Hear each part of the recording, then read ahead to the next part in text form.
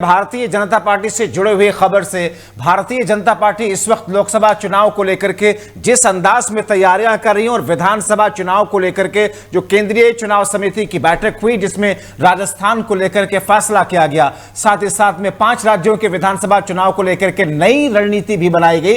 और इसके साथ उत्तर प्रदेश में लोकसभा चुनाव से पहले योगी मंत्रिपरिषद के विस्तार की खबरें इस वक्त जोरों पर हैं और मंत्रिपरिषद के विस्तार के बीच में आखिर क्या वो स्थितियां हैं जिसमें किन किन जातियों को लोगों को सम्मानित किया जाएगा और किन किन लोगों को मंत्रिमंडल में जगह दी जाएगी। ये तमाम ऐसी चीजें जिसको लेकर के उत्तर प्रदेश के तमाम टॉप लीडर्स को बुलाया गया दिल्ली, मुख्यमंत्री योगी आदित्यनाथ हो या फिर उत्तर प्रदेश के दोनों डिप्टी सीएम ब्रजेश पाठक और केशव प्रसाद मौर्य, साथ ही साथ में उत्तर प्रदेश के भारतीय जनता पार्टी के अध्यक्ष भूपेंद्र चौधरी, ये तमाम के तमाम लोग उत्तर प्रदेश से निकल करके दिल्ली पहुंचे और दिल्ली में मंत्रिपरिषद की बैठक, मंत्रिपरिषद की विस्तार को लेकर के चर्चाएं भी की गई।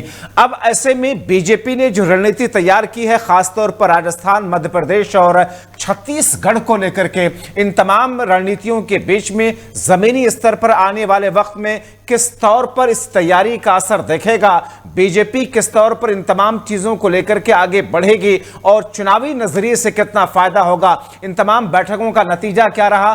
दिल्ली से जब बैठकों के दौर की शुरुआत हुई और मुख्यमंत्री योगी समेत दूसरे तमाम लीडरों के साथ में बातचीत हुई, उसका नतीजा क्या रहा, सीधे रुख करेंगे अपने सहयोगी आशुतोष की तरफ जो कि हमारे साथ में इस वक्त जुड़े हुए हैं ज्यादा ताजा जानकारी के साथ। आशुतोष, मेरा सीधा पहला सवाल यह है कि 2 चीजों को लेकर के दिल्ली में बड़े नेताओं की बैठक और हलचल रही। बीजेपी के यूपी के टॉप लीडर्स दिल्ली में रहे और केंद्रीय चुनाव समिति की भी बैठक हुई। विधानसभा के नजरिए से और उत्तर प्रदेश के नजरिए से क्या नतीजा रहा?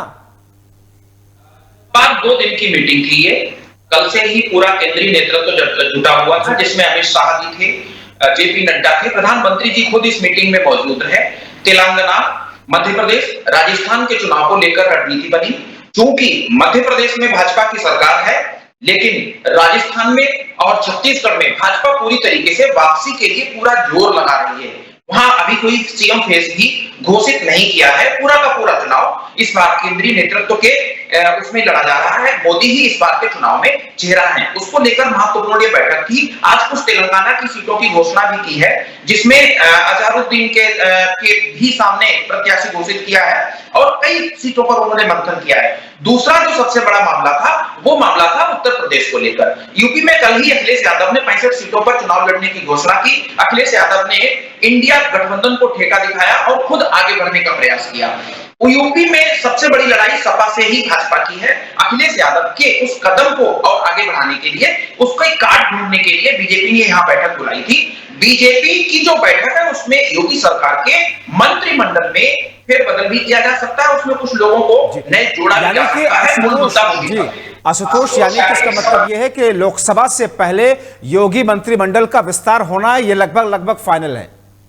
जब लोकसभा चुनाव तो अभी बहुत दूर है, योगी का मंत्रिमंडल आपका 2023 में ही विस्तृत हो सकता है। इसमें हो सकता है दारा सिंह चौहान को जगह मिल जाए, हो सकता है इसमें दोबारा से राजभर आ जाए, हो सकता है एक तो भाजपा के भी बड़े नेता हैं उनको भी जगह मिल सकती है। बात इस बार में एनसीआर से भी चल रही है, एनसीआर से भी किसी विधायक को इस बार योगी सरकार में मौका मिल सकता है। जब जी चलिए, बहुत शुक्रिया आशुतोष अग्निहोत्री इन तमाम जानकारी के लिए। अब आगे इंतजार करना होगा कि क्या कुछ फैसले का असर जमीन पर दिखता है।